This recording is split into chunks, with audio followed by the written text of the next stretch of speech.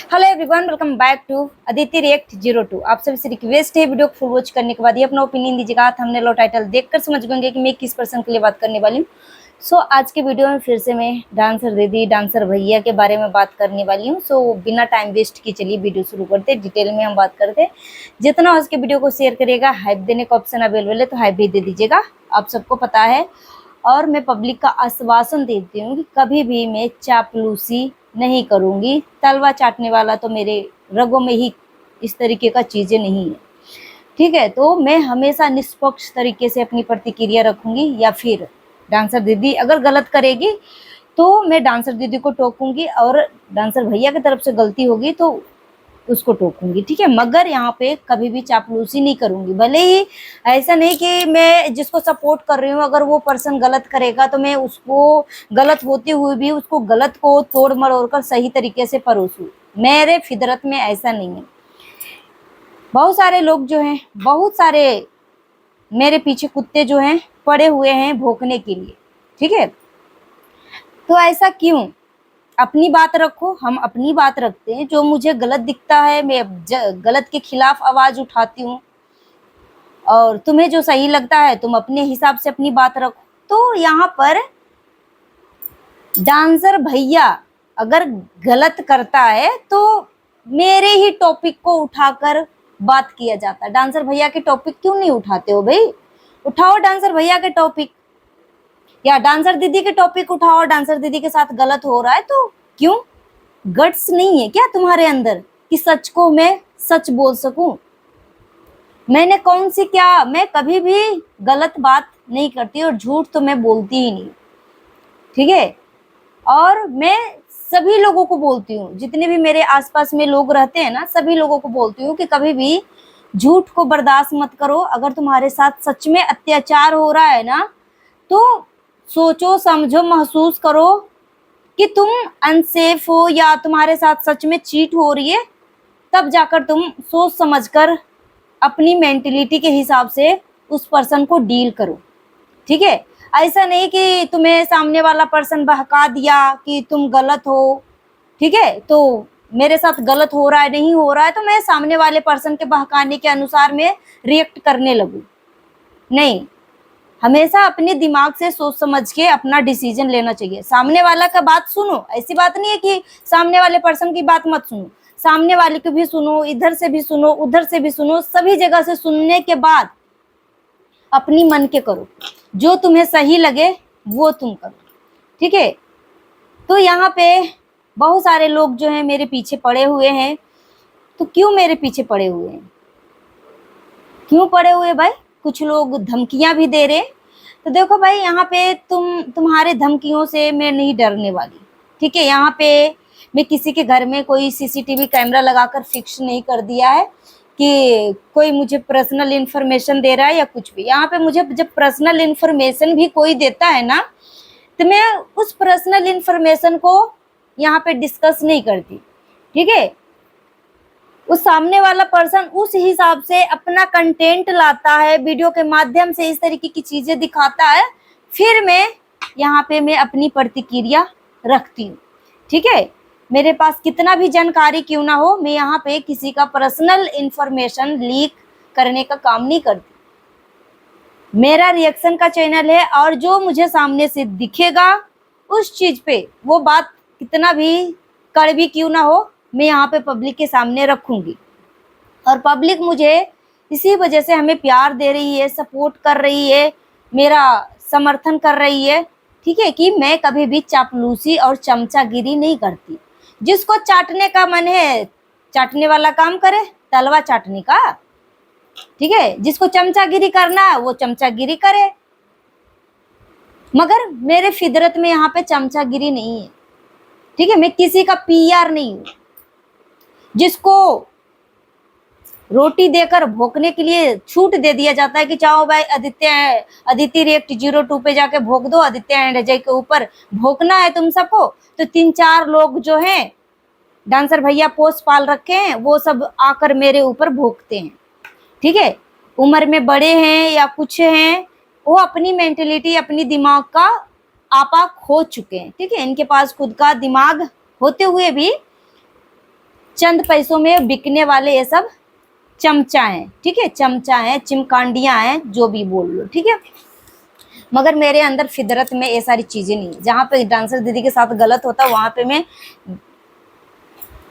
उस पॉइंट को note out करके पब्लिक के सामने बात रखती हूँ। जहाँ पे डांसर दीदी के साथ सही होता है तो वहां पे मैं तालियां भी बजाती हूँ, ठीक है। तो बस मेरा सवाल इतना ही था कि डांसर दीदी भी किसी की बेटी है, तो जो उसके साथ 1 साल पहले घटना घटी थी बहुत ही बुरा था, ठीक है, बहुत ही गंदा था, मगर यहाँ पे उसको जानबूझकर गंदा दिखाया गया। जब उस घटना से बाहर निकली थी ना तो ग्रुप के लोग जो थे बोल रहे थे गटर में गई थी, ठीक है, गटर में माँ बेटी गिरने के लिए गई थी, इस तरीके का उसको ताना कसा जाता था, मतलब यानी उसका मजाक उड़ाया जाता था, ठीक है। तो मैंने आवाज भी उठाई थी इस मुद्दे पे कि भाई गलतियां इंसान से ही होती है, ठीक है भाई। अगर उसने गलती किया और उसको अपनी गलती पे पश्चाताप हो रहा है या उसको समझ में आ गया, तो क्या उसको सपोर्ट करने की बजाय, उसको समर्थन करने की बजाय, उसको आश्वासन देने की बजाय कि चलो भाई हम सब आपके साथ हैं, अब उससे कभी गलत नहीं होने देंगे तुम्हारे साथ, ठीक है, इंसान से ही गलत होता है, तुम ये सारी बात अपने दिल दिमाग से निकाल दो और खुल के अपनी जिंदगी जियो, तुम्हें टेंशन लेने की बात नहीं है, जरूरत नहीं है। मगर ये सब जो है क्या कर रहे थे कि उसको और नीचे दिखाने की कोशिश कर रहे थे कि माँ बेटी गटर में गिरने गई थी, एक आईफोन के लिए ऐसे करने गई थी, इस तरीके की बातें बोली गई। मगर यहाँ पर अब जाके साबित हुआ कि डांसर दीदी गलत थी ही नहीं, डांसर दीदी और डांसर दीदी की फैमिली गलत थी ही नहीं। उसको जानबूझकर तोड़ मरोड़ करके उसको सोशल मीडिया पे उसको बयानबाजी करवाया गया। वो बच्ची है, बिंदास है, एक साल 1.5 साल में उसको काफी ज्यादा नॉलेज जो है डेवलप हुआ है। बोलते हैं ना कि इंसान को ठोकरें लगती है तो सबक मिलता है और सीख भी मिलता है, ठीक है।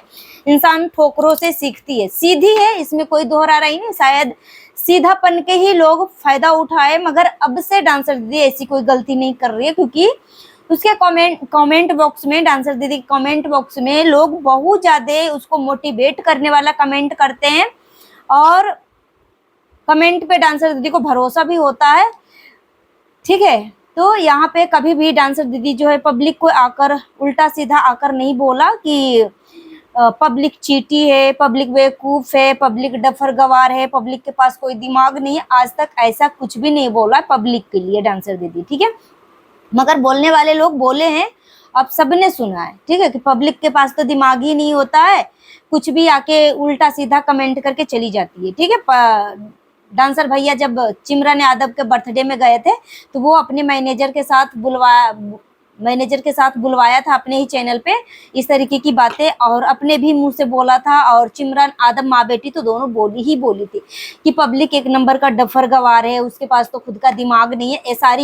यही सारी बातें जो है रिपीट जो है डांसर भैया का मैनेजर किया था, डांसर भैया भी किए थे, ठीक है, कि सच में पब्लिक जो है बेवकूफ है, जो बिना कुछ सोचे समझे कुछ भी आके कमेंट कर देती है, ठीक है। तो यहाँ पे आज तक डांसर दीदी ऐसे नहीं कुछ बोली। मगर यहाँ पे मैं डांसर भैया का एक वीडियो देखी हूँ जिसमें रेड शर्ट पहन रखा है, मैरून कलर का शर्ट पहन रखा है, और पब्लिक को बोल रहा है कि गाइस मैं आप सभी का मैं समर्थन चाहता हूँ, मैं चाहता हूँ कि आप सब जो है मुझे किस टाइप की वीडियो देखना पसंद करते हैं, क्या मैं करूँ नहीं करूँ, आप सब मुझे कमेंट बॉक्स में सजेस्ट जो दो, ठीक है, मैं आपका सजेशन का इंतजार करूंगा, इस तरीके की बातें। क्यों भाई, मतलब कभी पब्लिक के पास दिमाग ही नहीं होता है तो पब्लिक को कभी कमेंट बॉक्स ऑन करके पब्लिक को कमेंट करने का दरवाजा खुला रखते हो, ऐसा क्यों? अब यहाँ पे जैसे कि मैंने बोला कि डांसर दीदी की फैमिली जो है कभी गलत थी ही नहीं। इकबाल खान के टीम में अगर वो काम करने के लिए गई थी तो इकबाल खान जो है डांसर भैया के टीम में जो है काफी सालों से काम कर चुका था, 1 साल 2 साल नहीं 5-6 साल से, ठीक है।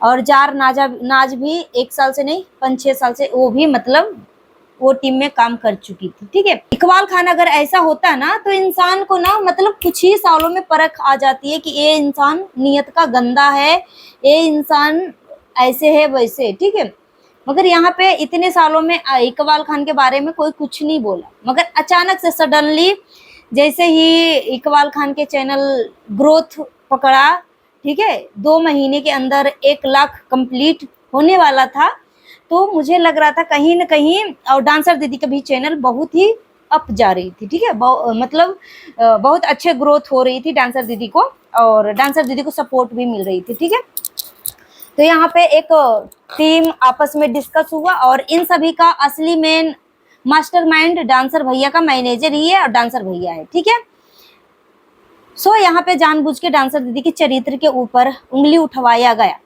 ठीक है, उंगली उठवाया गया कि ऐसे ऐसे तुम बोलना और इस बंदे को ऐसे ऐसे करवाना है। ठीक है, जो कि ऐसा रहता तो ऐसे इंसान को ना, ऐसे क्रिमिनल माइंडेड इंसान को कभी भी खुला छूट नहीं होता, मगर आज तक ये सब जो साबित नहीं कर पाया। मगर यहीं पर जो इंसान, ठीक है, इतना गंदा हो और इस तरीके का धंधा करता हो, तो ऐसे इंसान से हम क्यों हाथ मिलाएंगे? सोचने वाली बात है। अगर इंसानियत दिखाना है तो दोनों तरफ से इंसानियत दिखाए। ठीक है, डांसर दीदी हर किसी से दुश्मन क्यों? तुम हर किसी से मीठा और डांसर दीदी हर किसी से दुश्मन क्यों? अगर इंसानियत दिखाना तो दोनों तरफ से इंसानियत दिखाओ ना भाई।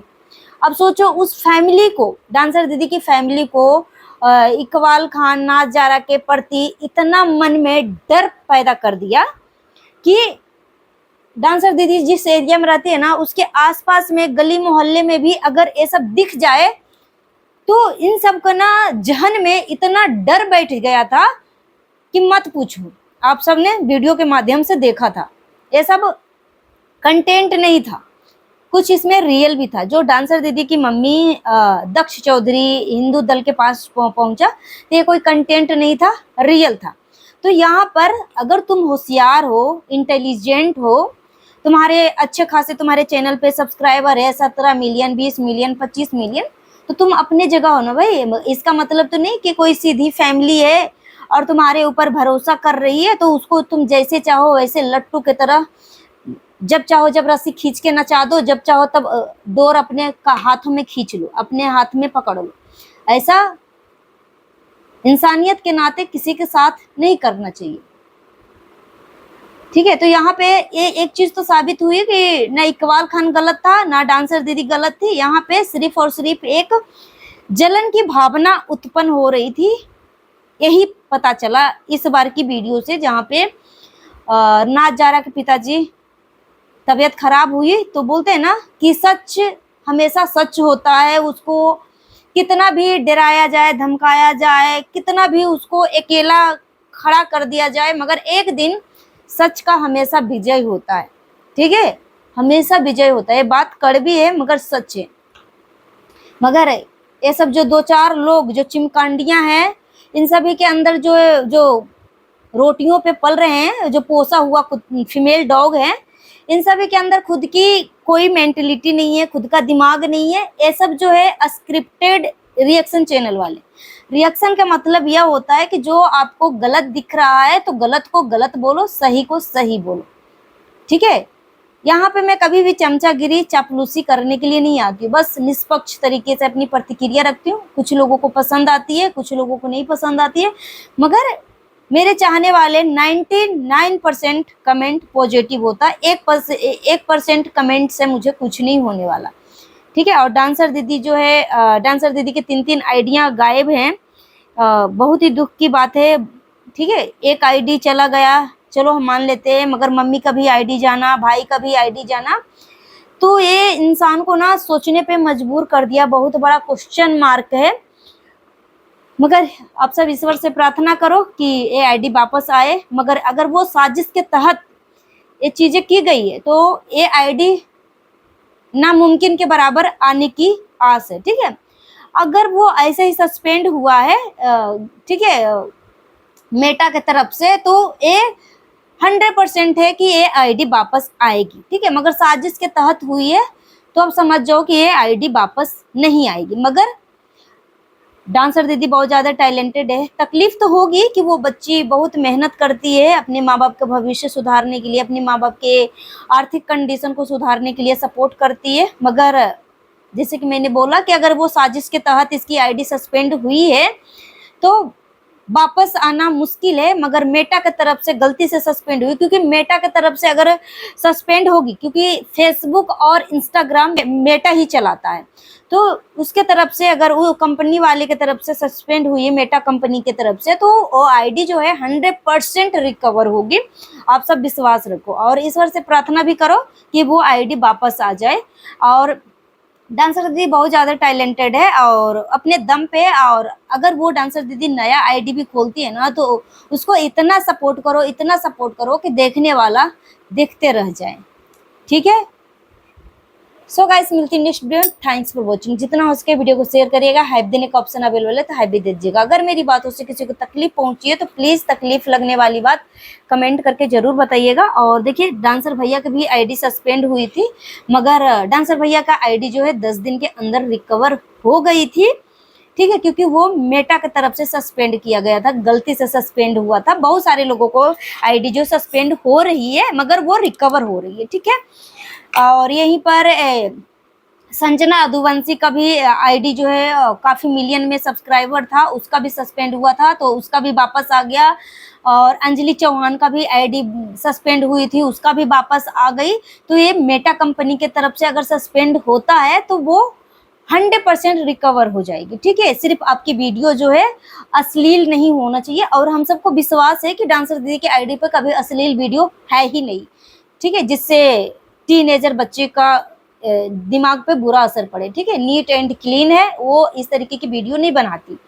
ठीक है, अगर साजिश के तहत है तो मुश्किल है, मगर मेटा कंपनी की तरफ से है तो 100% रिकवर होगी। Thanks for watching.